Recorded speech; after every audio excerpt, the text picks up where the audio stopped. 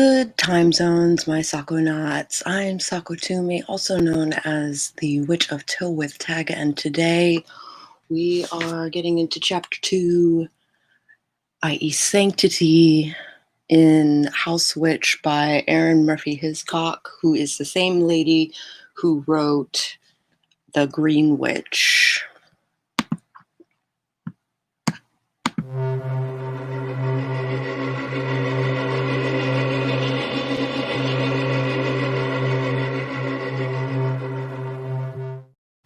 If we have not met before, I would like to welcome you to my channel. It is very nice to meet you. If you've been here before, it's so lovely to see you back. I love you guys so much. Love you guys so much. My mic today is not being seen by my Computron for some reason. I would have to reboot to see what the freak is up. I am instead using the mic that is in my laptop, so there's less ASMR, close face sort of stuff for what we're about to do. I'd like to start this morning with a grounding ritual to start your day. This starts in your domain, so if you've not created a domain, you might want to sign up for my newsletter, which is linked below.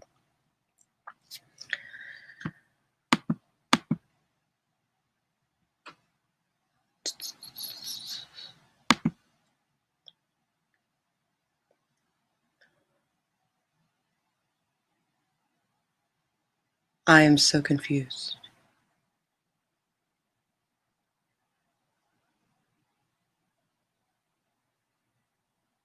I'll get a license, but I still can't go without a lead. Leash laws are a bitch. I am very confused. But it's lovely to see you, Raven. Good morning, Christina. Let us do this grounding ritual. Sit with your hands in your lap and close your eyes. Take a deep breath in through your nose and hold it for a moment. And as you let it out completely through your mouth, let go of the tension from the night and the grogginess of the morning. Take another deep breath in. And as you breathe in, imagine you are breathing in pure love. As you breathe out, imagine you are breathing out forgiveness.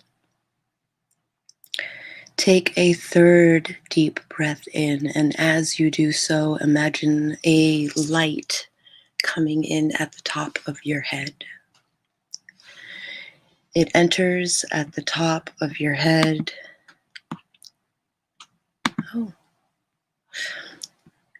And spreads down your neck, face, neck, and shoulders. This cleansing light now expands along your back, down your legs, and out through your feet. It is as if cleansing light is a constant flow of soothing energy entering from your head and passing out through the arches of your feet. You are just outside the door of your domain. The air is crisp and cool. The evergreens sway slightly in the breeze, and the ground has a large patch of moss at your feet. Step barefoot onto the moss. Feel how soft it is. Feel the solid ground underneath. That light coming into your head can now be translated into energy that can send out your feet. Convert the light into roots and send the roots out the bottoms of your feet and deep into the earth, as deep as you can. The soil is fresh, easy to toil, easy to carve a path down. Feel how anchored you are, how close to the earth. Reach as far down as you can. The earth hugs your roots comfortably, no matter how sharp or curly, no matter how many times they split off. Slowly pull the roots back up the way they came. Your roots slither through the dark, the soil filling in its wake. Pull the roots back into your feet. Convert it back to the light, and let the light filter through you and out to the top of your head. Take one more deep breath in and begin to wiggle your fingers and toes. When you are ready, open your eyes. Welcome. If you are just joining us, we just did our morning grounding ritual. If you are interested in more meditations just like this one, or maybe a little more exploratory, you might want to look at subscribing to my Patreon, where I will be releasing 2 a month to help you on your supernatural and spiritual journey. Until then, you can join me for coffee in the mornings here on YouTube.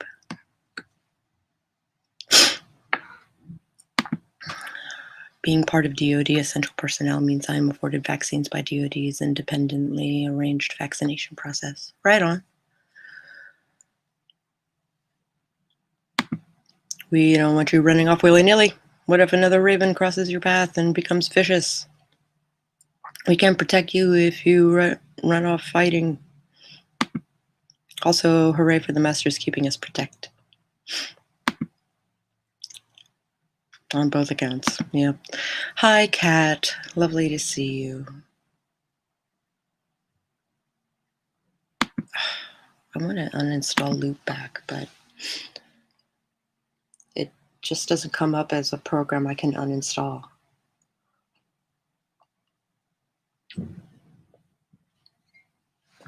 Which bothers me. Loopback is supposed to make it so that I can play music and also be on StreamYard so that you guys would hear the music without it playing over my mic. But I only got it to work once and it never worked again. So it worked during testing, and then in actual practice it flopped. So Loopback was a fail for me.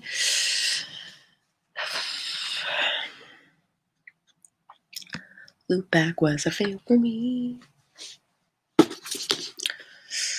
House Witch, your complete guide to creating a magical space with rituals and spells for hearth and home.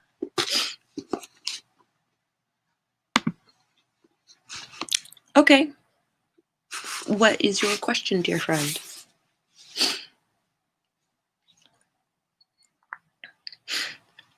What is up with the things? Does getting a vaccine basically make you a typhoid Mary to people who aren't vaccinated? Yes. Yes.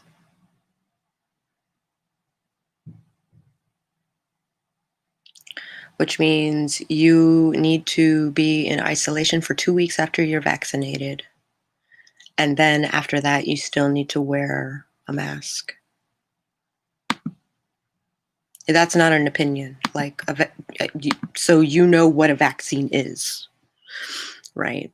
So it would, in fact, make you a typhoid Mary.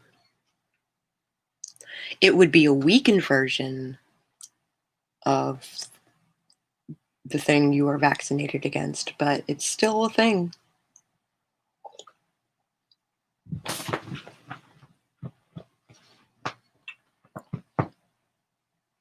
My cats are being weird.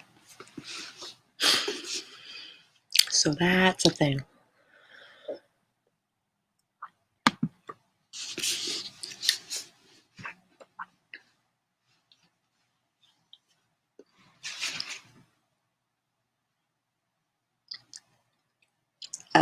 My younger years, we went from Germany to Arizona and being on base, they inoculated us against everything. Everything. Holy crap.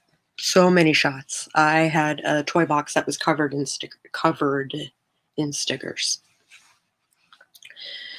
I was all about the stickers. Good morning, Cat. Good morning. Oh, I see how it is. Cats don't want to be touched. She was like all super dodging my hand.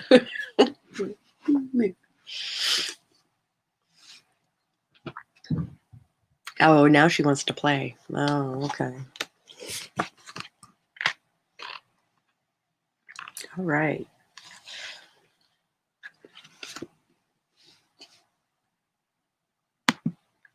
Oh, I was thinking more along the lines of you develop a resistance to the disease as a result of the vaccine, but you're technically still sick and contagious if you catch the actual disease.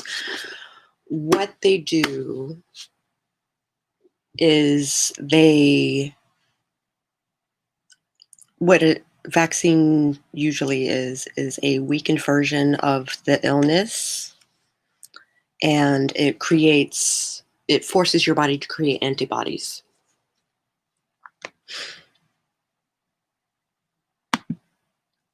Oh, maybe that's the case.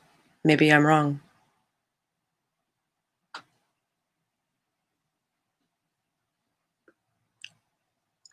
But yes, you can still carry it.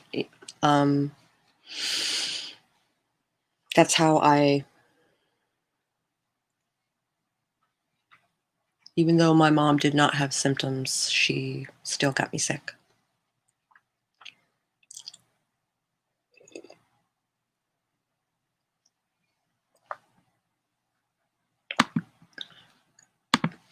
Okay.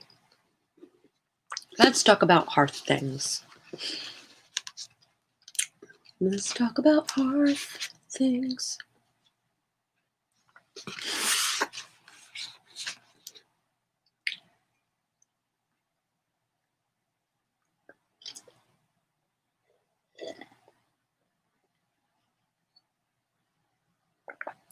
Okay. The custom of removing one's hat before entering a home is also associated with respect. In Western culture, hats are removed to demonstrate respect for a person, a place, or an action, or to illustrate recognition of one's humbler station.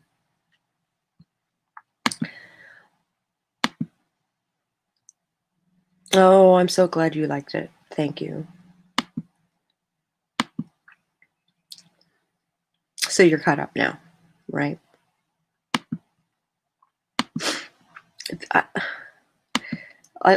It's interesting that it's like, it doesn't show the male sign. Actually, no, it's a peace sign. I think it's a peace sign. Okay.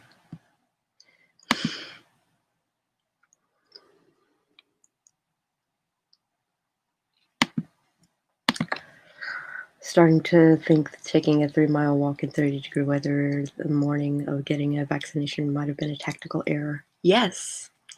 I'm told by my friends who have already been inoculated that the day after you should take off of work because you're going to want to sleep.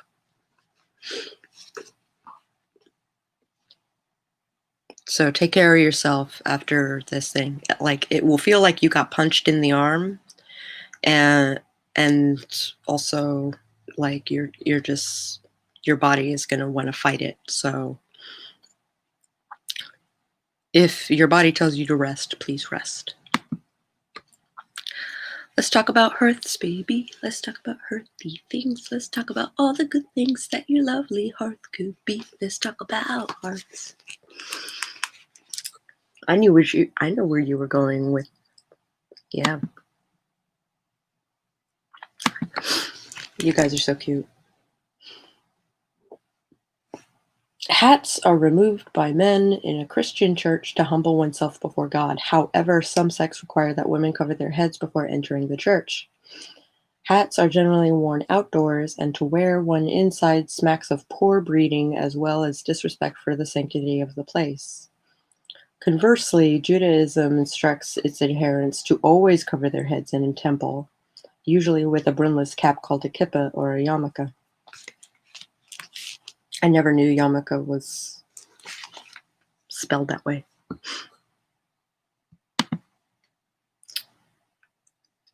Well, I'm getting vaccinated this morning after 11.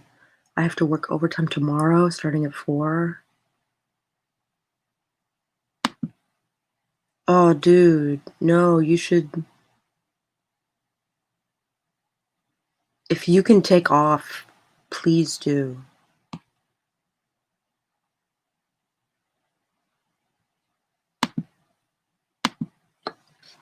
If you can take off, please do. For your self-care stuff.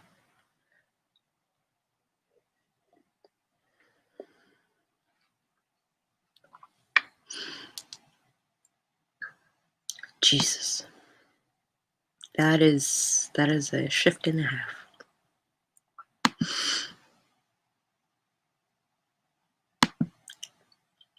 Had a sore arm.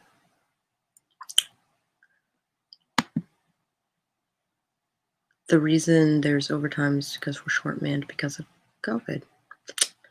There just aren't enough people to go around. Well, I hope it won't. Yeah, I hope it's mild. I hope it doesn't drag you down. I hope it doesn't drag you down. All right, sacred spaces. The home is set apart as sacred space, separate from the outside world. Within the home there are future zones of sacred space, the hearth being the zone this book will focus on. Sacred spaces are recognized by our deference to them and defense of them. They are sacred to us. Let me finish this paragraph and then I'll assess the comments.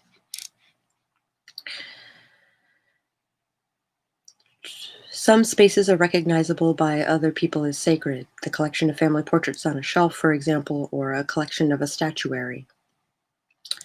Sacred things have a certain aura to them, and we are both drawn to them and understand innately what we ought not to touch or interfere with them.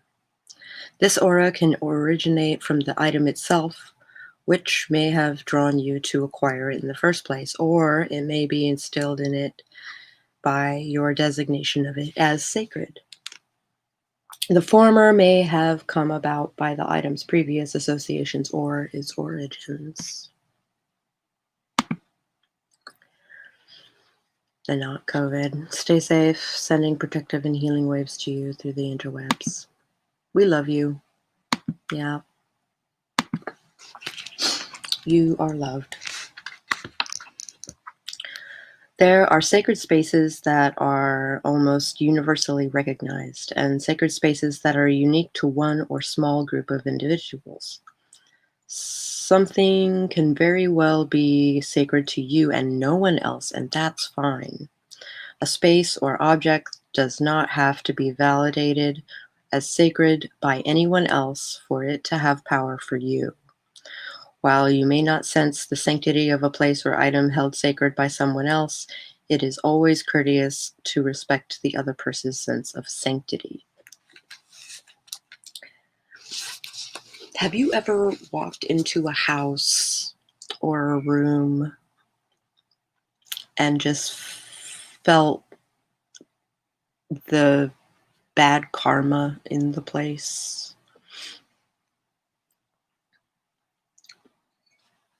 It's just being there makes you feel like crap.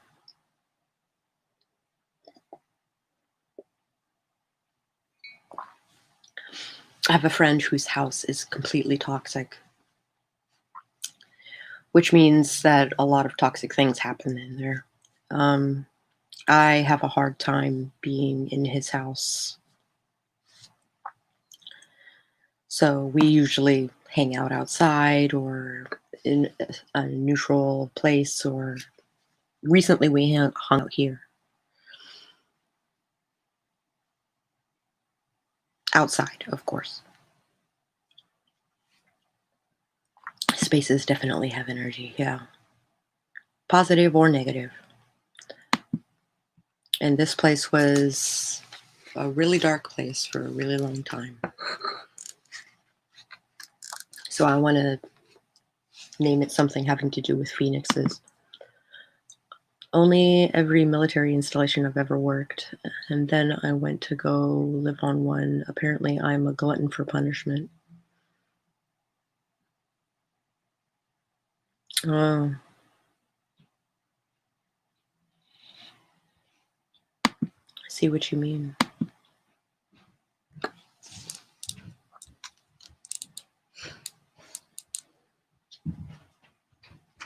Yeah.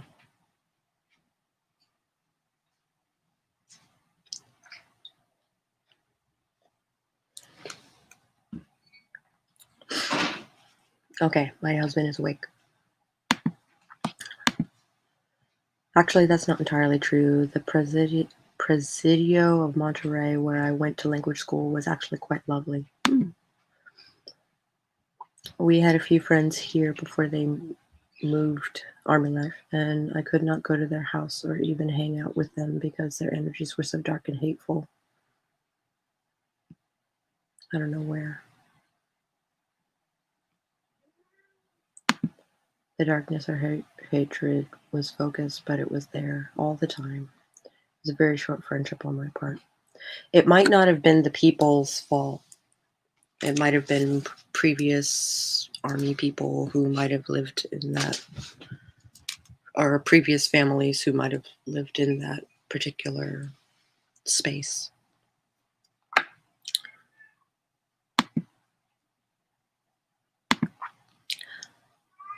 Yeah. Someone is blaring a sermon or something next door, and we are on 2.5 acres. There is really bad warbling singing now. Or,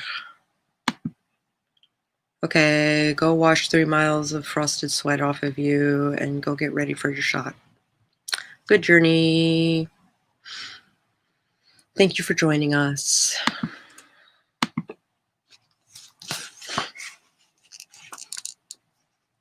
The hearth symbolizes sacred space wherein you can be yourself, where you are secure, and where you can be open.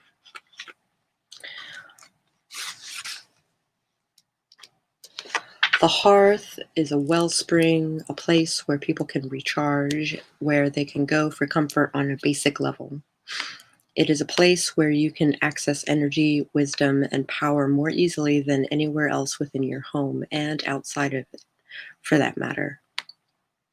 It is a place where you can explore your thoughts and feelings, a place of communion and family and the divine, a place where you can stand to direct that energy, wisdom, and power to a greater good on a family level and the level of your community. The hearth is a place of power. When people use the term hearth, it generally evokes a vague idea of a symbol in the form of a fireplace of some kind. People who possess a fireplace or know a bit about history may be able to identify it specifically as part of the fireplace layout. Since the word is central to this book, let's take a moment to explore the various definitions of what a hearth is. Hearth is usually defined as a brick or stone-lined space at the base of a chimney where a fire can be built and at which cooking takes place. The stone or brick paved, tiled, or otherwise protected area next to or surrounding a fireplace that extends out into the room. The likewise paved flat surface on which a stove sits, especially an iron wood burning stove, and the figurative home built around the fireplace as a symbolic center. As an extension of the fireplace, the hearth is a natural place to gather. In older times, the fireside was a place where chores were done, sometimes out of necessity if a fire was essentially part of the task. for light, warmth, or comfort. It was a social space as well as a place to work. Soap making, candle making, and dyeing all require heat and water when done by hand, for example. Caring for the young, the elderly, or the ill would also have been done near the fire for its light and warmth. The hearth was centrally located in most homes, making it a natural gathering place for social reasons as well as practical ones. Lessons and teaching would also take place by the hearth. In short, the hearth has always been a very active zone of the kitchen area and of the home overall.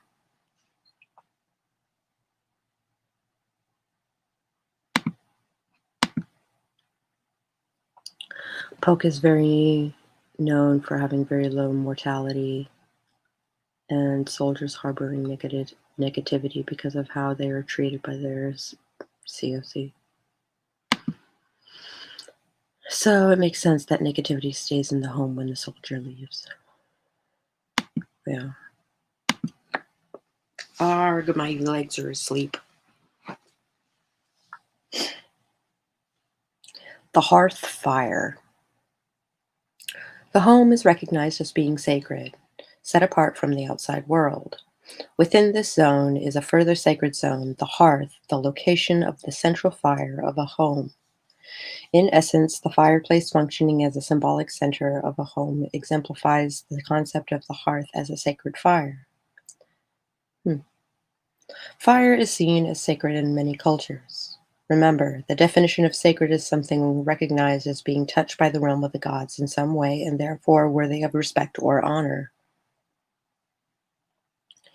So the hearth fire as something sacred means it is a place where the spiritual world intersects with the everyday world. It is a place or object through which communication can take place. Like the workplace, yeah. I don't know why it corrected to mortality. Oh, okay. I was about to say. Apparently I'm typing too fast on my phone. Girl, what are you doing? I never typed this fast. I didn't realize you were looking at it on your phone.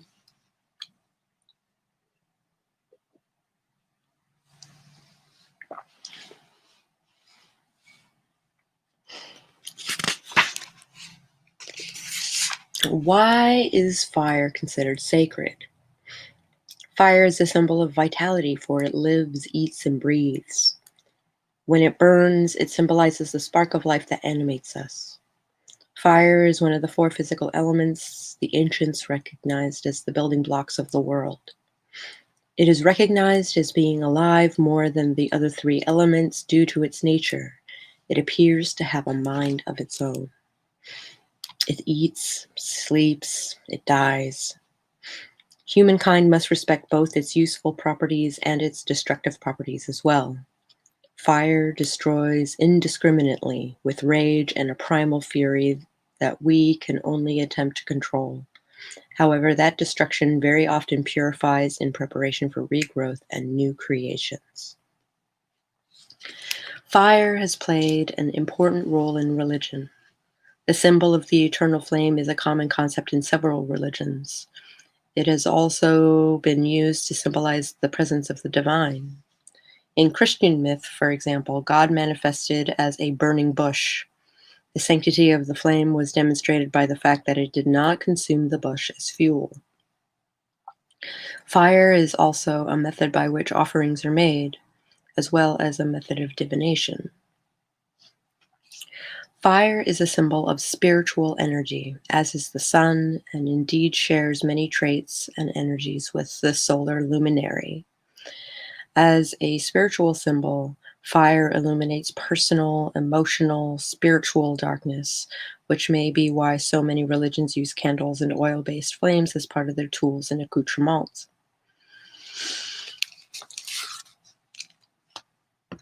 Candles are frequently used to symbolize energy of all kinds, activity, illumination, and faith, among other things. The role of the hearth at fire at home. In times past, fire played an important role in the home. It was a source of light and warmth, and it cooked food. Starting a fire was a time-consuming task, and so the hearth fire was banked at night to keep the coals and embers alive in order to use it as a basis for the next day's fire. The kitchen fire was so crucial to daily life that to allow it to go out demonstrated unpreparedness. It was a sacred task of sorts to conscientiously think ahead and to maintain a basic supply of fuel in order to keep the house in order and running smoothly. The absence of a fire, whether through negligence or otherwise, meant the lack of warmth, the lack of a method to cook nourishing food, a lack of protection, and so forth. Yay, Spence is here! So glad you could make it, lovely. In Ireland, the only time the household fire was intentionally allowed to go out was at Beltane, the festival that modern spiritual paths place at the beginning of May. A main fire was lit at Tara, the spiritual center of Ireland, by the king or the druids, and from this fire, all other household fires were symbolically relit. This practice demonstrated unity throughout the kingdom as well as recognizing the spiritual power of the monarch or the druids. Fuel for the fire is as important as the fire itself. Oil, in particular, serves as fuel for many spiritually symbolic flames. Oil was, and is now again becoming, a precious commodity. Generally extracted from plant matter, it is so valuable that it was used as an offering to deities and as gifts to churches and temples. You can make a similar offering by giving a thimbleful of oil to your hearth spirits on a regular basis at a schedule of your choosing. In chapters 3 and 6, you'll find other ideas for incorporating an oil lamp into your spiritual practice.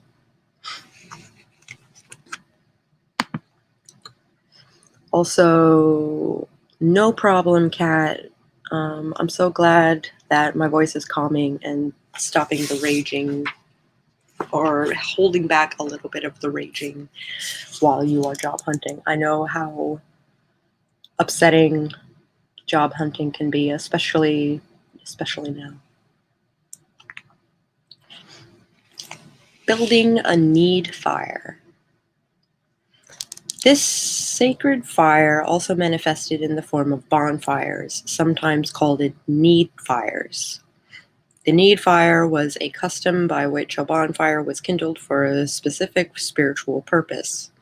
The exact purpose depends on which culture is kindling the fire. Some of these fires were required to be lit by the friction method, rubbing two sticks together or some variation thereof. Others required a certain number of people to build them, or a certain combination of woods, or to be lit at a certain time of day. Often the bonfire had to be the only fire burning within a certain distance. If another flame burned within its specific boundary, the power of the need fire would be rendered ineffective. Oh.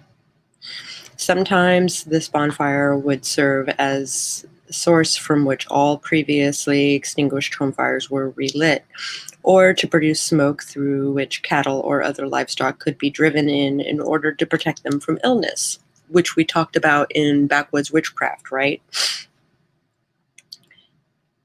The practice of building and lighting a need fire or bonfire underlines the folk belief in the ability of fire to purify or bless, an extension of its innate sanctity.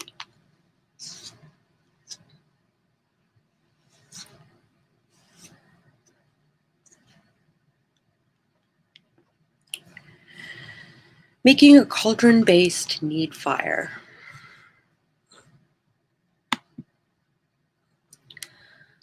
Not everyone has the acreage or the fuel or can obtain a permit to build an outdoor fire. As most modern homes don't have a fireplace, and many towns have bylaws about building a fire in your backyard if you have one, this is an excellent way to create a small, time-defined sacred fire. Make sure your cauldron will be strong enough to withstand intense heat. I recommend cast iron. If your cauldron or the vessel you use as a cauldron is not made of cast iron or a material designed to withstand intense heat, do not use it for this task. The heat will cause materials such as ceramics or glass to shatter. If you have a fireplace, you can put your cauldron on the hearth while you burn the need fire. Otherwise, place a heat-proof trivet, pad, or stone under the cauldron and make sure the cauldron sits securely on it. Never put the cauldron on a wooden or fabric cover surface. While rubbing alcohol is specified in the following list of supplies, because it is inexpensive and easily found, you can use any high percentage alcohol available in liquor stores, such as ethanol, like grain alcohol such as Everclear, or liquors like vodka or brandy. These make lovely offerings to a deity or spirit. Remember, the higher the percentage of alcohol in the liquor, the hotter the fire, so plan accordingly. Make sure your room is ventilated. While this fire does not produce toxic gases or smoke, it does get very, very hot. You will need Epsom salts, rubbing alcohol, a blend of herbs and resins, your choice. It depends on the fire that you're making. Heat-proof trivet or a flat stone, and a long-handled match. I use a click lighter.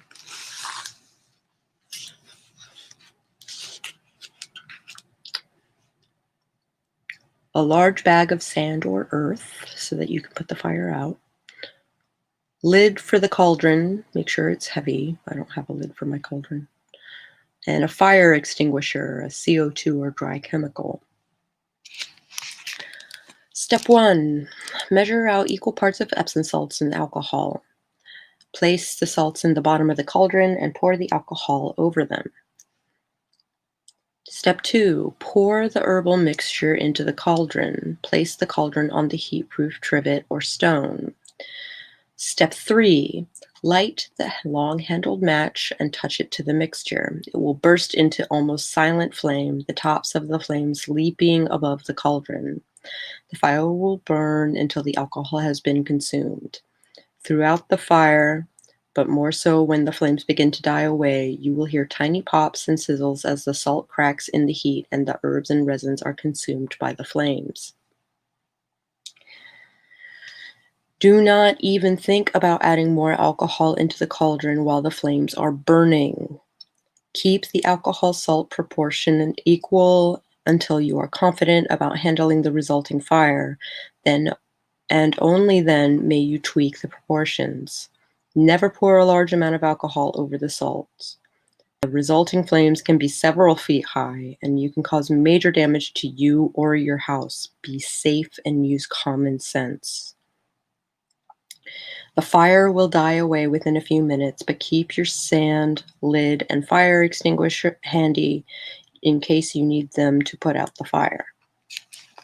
I do have a Dutch oven, which I would love to use as a cauldron, but we actually, cook with it and stuff like that. So I try not to commandeer it. I cannot stress how dangerous this activity can be if you do not approach it with respect and common sense. There is a reason the last 3 items are on the supply list. The heavy lid is to smother the flames if they get out of hand. The bag of sand or earth is to pour over the fire if you need to douse it immediately. The suggested fire extinguisher is there as further backup. Do not leap over this fire or leave it unattended. Also, watch your sleeves and hair. Make sure you set the cauldron away from anything flammable, such as curtains.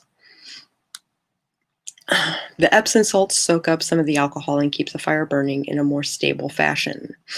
The flames will consume the herbs and resins you added, making this a lovely way to make an offering or to cleanse a room.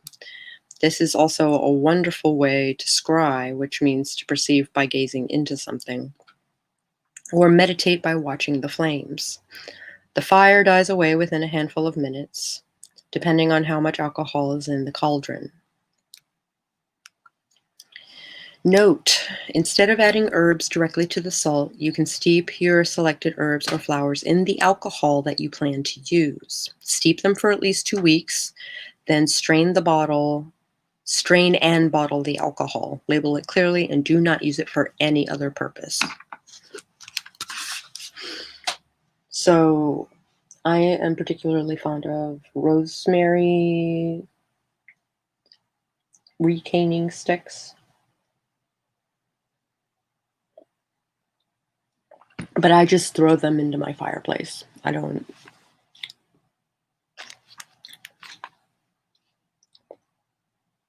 All right, let's see. S'moring and banking your fire. S'moring is a term encountered often in Celtic prayer, and it means banking a fire. In this modern age, even the phrase banking a fire may be mysterious. From the context in which it is generally found, it can infer that it is something done to preserve a fire in some way so that it may be revived the next morning. And it's almost that simple. To bank a fire literally means to build up a protective wall of ashes or stones around the coals in order to keep it from spreading dangerously while you sleep, and to protect it from drafts and disturbances. By protecting the coals in this way, they can be used as the basis for building a new fire the next day. If the fire is outdoors and you intend to use it for more than one day, you can plan to build it next to a rock or dirt wall to help shelter it in this way. A fire ring or a pit at a campground is basically this sort of design. The word bank, when used as a verb, means to heap or form into a mass or mound. And that's precisely what's done to bank a fire. You don't cover the coals or embers entirely. You would smother them and have the opposite effect of what you're intending. Scrape the coals and embers together, and then scrape the ashes up around them, insulating them. If you need more insulation, use rocks. If you're banking in a fireplace, close the flue and the fire doors if you have them. That is a terrible idea.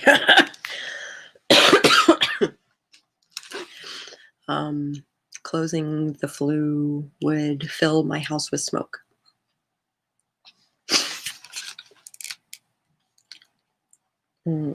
Since most people have electricity to provide light and heat, s'moring is a skill and a practice that has generally fallen out of use. In a spiritual context, however, it provides an opportunity to gather yourself back into yourself, in a manner of speaking, to pull your energy back from all the different directions in which the day has scattered it. In essence, it's a moment of personal reconnection with the self. You can think of it as banking your personal flame, if you like, caring for it in such a way that it is sheltered and protected overnight and ready for use the next day. Bank your inner flame. Do this after you finish cleaning up and just before you head to bed. You can try doing it before and after you prepare yourself for bed. One way may be more useful for you and provide a better effect. The goal is to evaluate the day without judgment. You can do this in the kitchen or anywhere else in your home.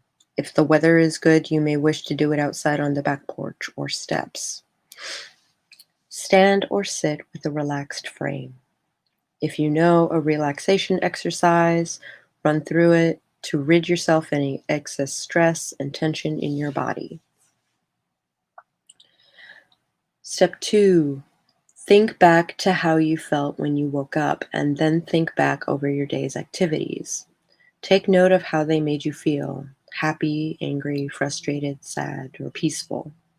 Remember, this retrospective isn't done with the intent to judge how you handled yourself, simply to accept the day as it was and yourself as you are.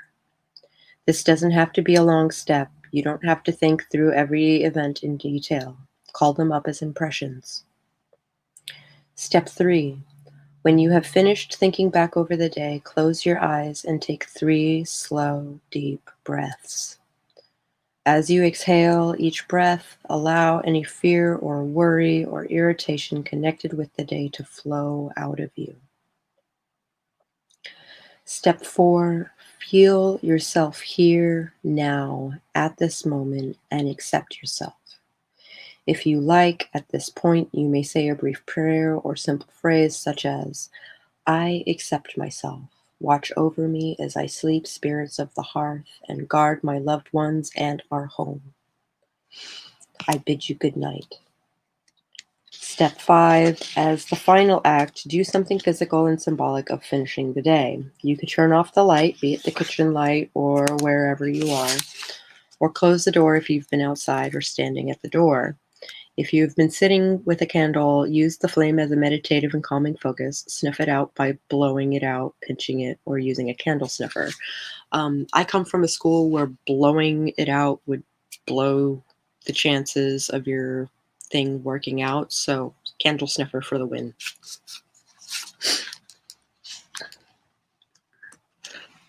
If you like, you can say a prayer in place of the previous phrase.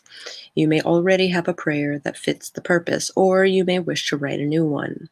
Saying a prayer that offers you an opportunity to connect with the divine or the spirits of your hearth affirms your connection to it or them. This is the traditional smoring prayer used in the Highlands of Scotland, as collected by Alexander Carmichael in the Carmina Gadelica. I don't know where to put the emphasis on that syllable conglomeration. It calls on both Mary and Bridget, invoked here as Brid, a Scottish version of the name, as deities of domestic life to bless the home and inhabitants. If you like, you can substitute other deity names, or you simply use the term the divine to encompass your concept of God. The original prayer reads as follows. I will smore the hearth as Mary would smore, the encompassment of bride and of Mary, on the fire and on the floor and on the household all, who is on the lawn without, fairest Mary and her son, the mouth of God ordained, the angel of God spoke, angels of promise watching the hearth till white day comes to the fire. And then we can get into chapter 3, the spiritual hearth. Though we have roughly 10 minutes left, how do you ever have sacred fires in your house or out of your house, for that matter? What is your relationship with fire?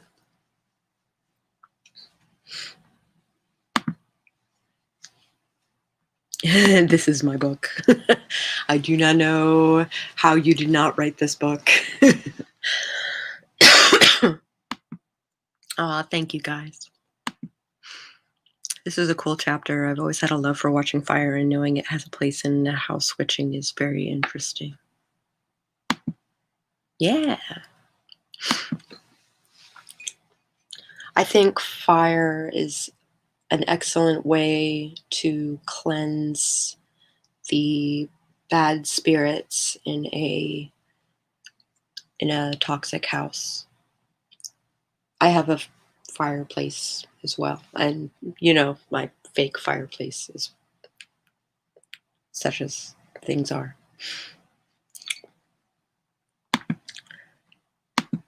Sacred fires, no, but I feel very much the same about my stove. I have at some full moon ceremonies. I love fire. Take any opportunity to have a fire. We had a wood burning stove in the kitchen growing up. That's cool. The conduit of lore in my personal ideology manifests as a river of blue flame, so fire is intrinsically sacred to me. Also leaving soon, honest. I hope you leave, don't be late. The other fireplace we couldn't get to vent right. You couldn't get to vent right? How do you mean? Like your flu was not doing its thing?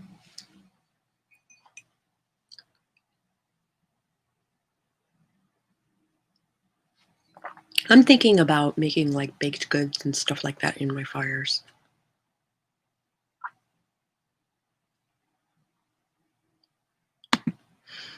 I would sell body parts for a wood burning stove. I know you would. I could also see you with like an honest to God hearth with the hanger for your cauldron, in which you would cook nom noms. The chimney didn't function because of a remodel. Ah, gross.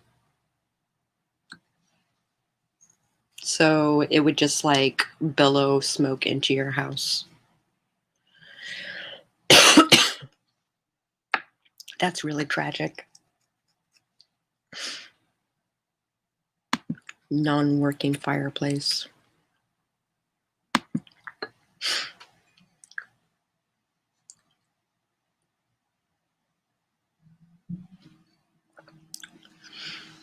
I swear, I'm sure you guys can't hear it with this mic, but the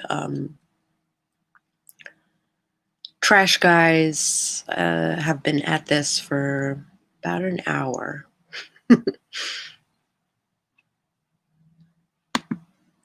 Girl Scout camping, cooking for the win. Yep. Fireplace is a must in a house once we can get one, hopefully this year. We do a big bonfire every day at Penzic, which is where we cook our dinners. We use it as a sacred fire. We do all things. All the things with that fire. Dream house has an open hearth and a convections ovens. Yeah. We converted it to a gas fireplace, but it wasn't as fun.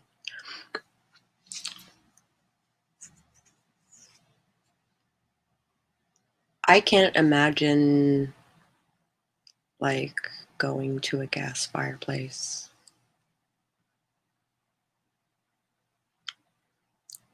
Yeah, I still have some charcoal left over from our Llamas. Yeah, our Llamas fire.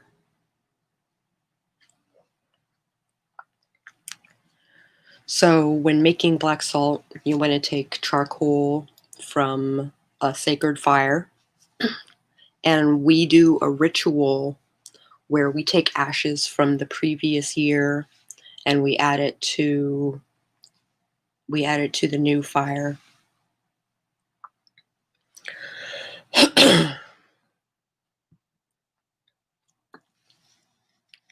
and I, so I make black salt. I need to make more black salt, honestly, but I have some from Ostara and I have some from Lamas a couple of years ago, which both would make great black salt.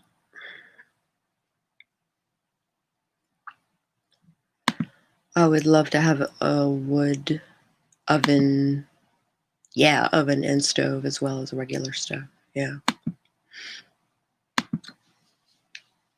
I once had a friend who had a house where she had like modern stuff on the main floor, and then in the basement was a wood kitchen. It was like a 1910, 1920s house in Michigan.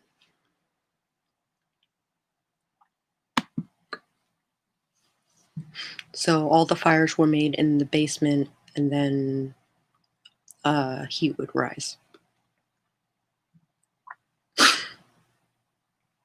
So that's how they kept the house warm. But you could cook in that kitchen too.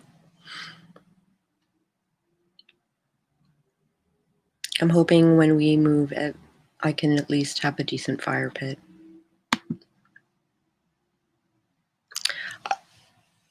I don't know if I'm supposed to have a permit or what's up, but nobody has charged us for having a fire pit in our backyard. So, because I mean, we have like a pit and then a pit and then a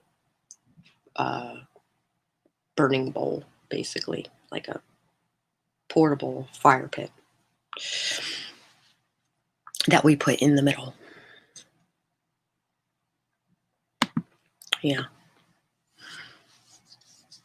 So we took stone and made a ring, and moss has grown on the stone, so it's super awesome. And then we filled it with sand. And then I think we need to refill it. I think the sand has compacted down to such a place that we should probably add more sand. And then we have like the burning bowl. So I often will do a thing for Ostara or Beltane in my backyard.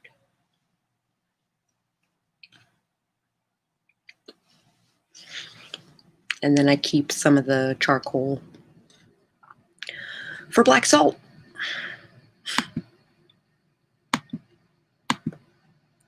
All-day fires in the summer, but I haven't been able to get a good one in a while. Do you have a fireplace?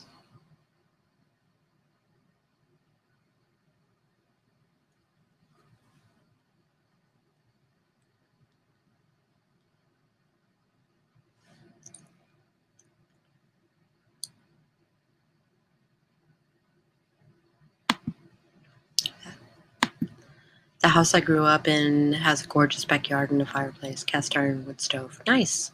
And it is my dream house. Something like that is ideal.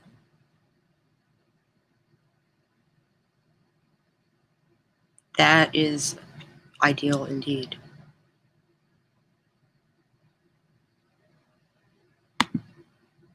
My former roommates could easily be called fire zealots. I see.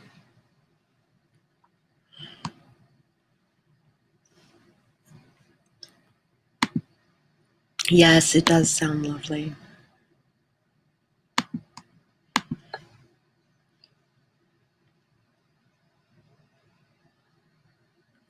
That is the last of my coffee. Oh, we only have 2 minutes left. So, if you can get a Dutch oven, sometimes you can find them in Ace Hardware.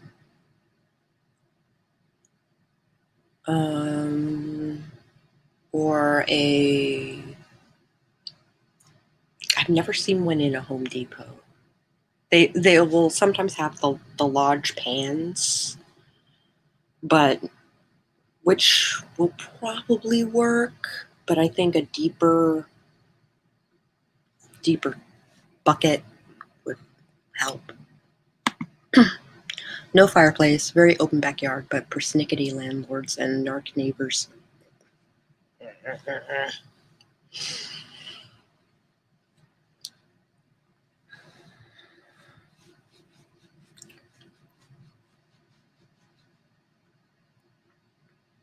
There are ways to. I have a very small yard, and we have just enough space away from the house and away from the back fence. It's like smack dab in the middle of the yard.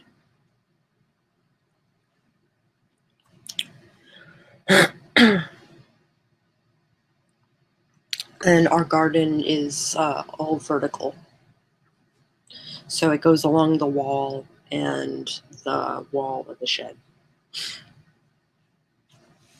And then I've got grapes and 4 o'clocks on the other wall, which is great in the spring and summer.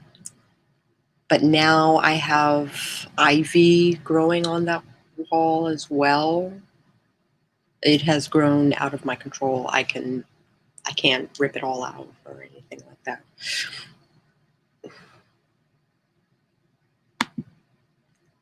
Your pit probably is considered a grill rather than an open fire, to be honest.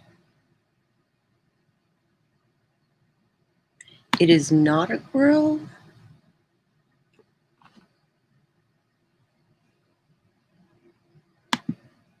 Have an amazing day, everyone. You are cherished, you are important, you are worthy of love, and all of the beautiful things this world has to offer. Bug hugs. Bug hugs.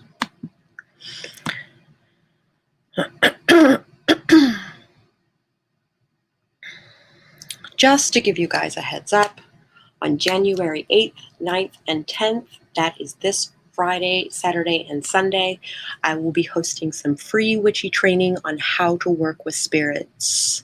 It will only be available for those 3 days, so subscribe to this channel now. If you liked this video at any point, please hit the like button. And if you would like to see what the rest of this book is like, hit subscribe and maybe even ring that bell on the off chance that, YouTube might actually notify you. And if you're interested in supporting me, I do have a Patreon, which is linked in the description. And I will catch you guys on the flip side.